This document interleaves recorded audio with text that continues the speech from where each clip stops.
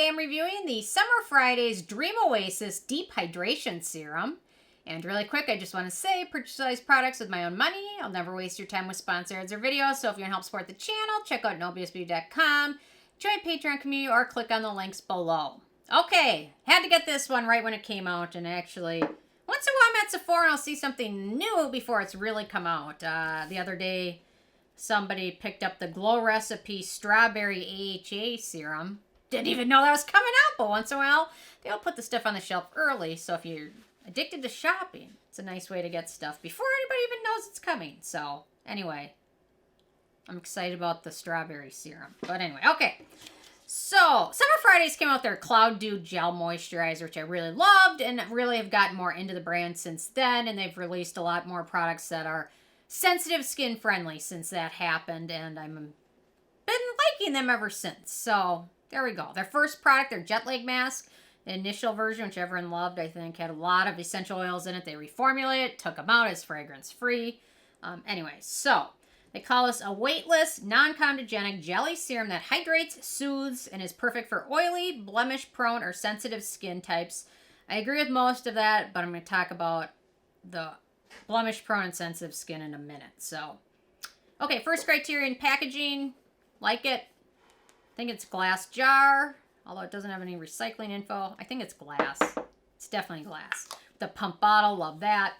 In terms of denatured drying types of alcohol, it does not contain any of those. When we get to fragrance, it has no scent, but it does include Arnica extract, which it's an interesting ingredient. A lot of people use it for like bruises, and it's in a lot of like pain gels and things like that. It's an interesting ingredient, and some people believe it's beneficial for your skin to use Arnica. Some people disagree with that and think Arnica is more of an irritant than it is beneficial antioxidant, and some consider it to be anti-inflammatory, others consider it to be pro-inflammatory. So it's an interesting ingredient. Do your own research, come to your own opinion on it. Personally, I think you can use something with Arnica in it for a while without having any issues, but sometimes it's the prolonged, continual use of it that kind of makes it more irritating the more often you use it. So that's kind of my thought. I will use something with Arnica in it, but I won't make it a months-long habit. Something I'll use occasionally. So the manufacturing location for this one is the U.S., so no issues with that. So ease of use, so suggested usage, smooth over clean, damp skin. It does have more of a thicker texture to it, which is kind of nice. It's not a liquidy serum. It's more of a jelly lotion type serum. It smooths over skin really nicely. Plays well with other products. I've used this under several other moisturizers, and I have not had any issues with pilling with it, which is nice. Absorbs pretty quickly. No other issues. Really easy to use, and doesn't set to super shiny finish. It does give a slight dewy finish, but not super shiny once you use it under a moisturizer. I saw some people with oilier skin that mentioned they can get away with just using this and no moisturizer.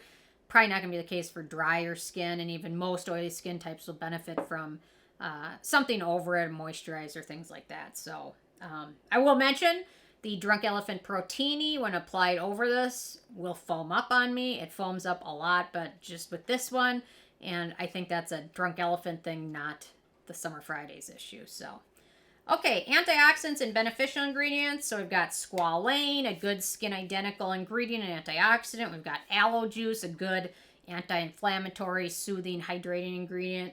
We've got sodium hyaluronate. It's a humectant.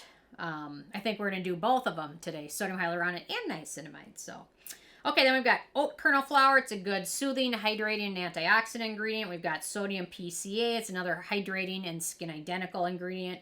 We've got Panthenol for soothing and anti-inflammatory purposes. We've got Ceramide NP, skin identical ingredient. We've got horsetail kelp extract, which is actually an algae, which has skin protecting properties. Algae is a great one for soaking up some UV rays and things like that.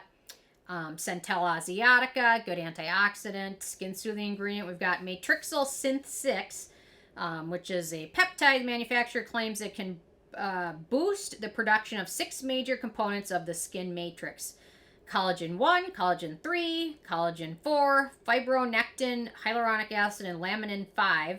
And it helps with wrinkles, fine lines, particularly on the forehead and crow's feet. That's what the manufacturer claims, so they're always going to make it look as glowing as possible.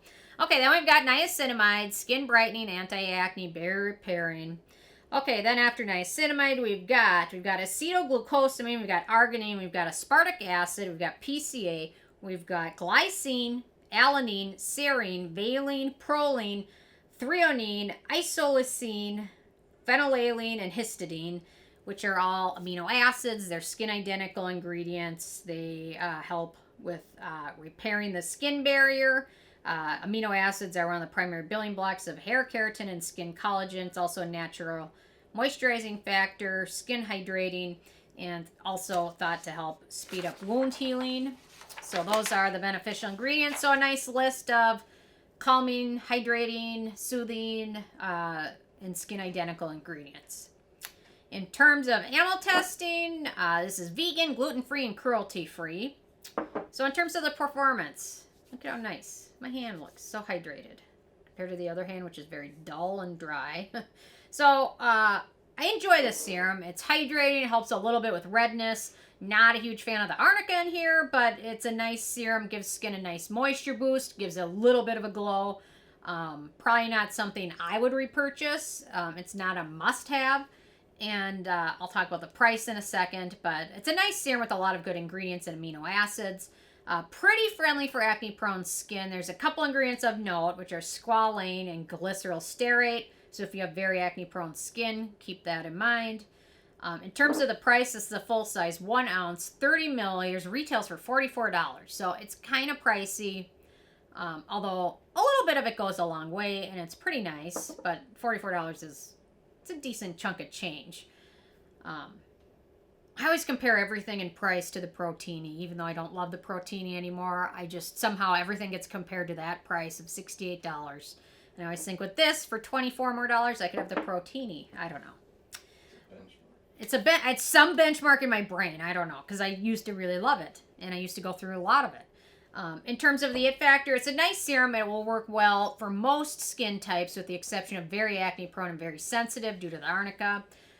It's pricey. It's not a repurchase or a must-have for me. I'll definitely finish it, but at this point, it's just not something I have to have. I've got a lot of serums I love, and this is a good one, but just not one I love. So anyway, with a 10 being a perfect score, I gave this one a 7. It's a C.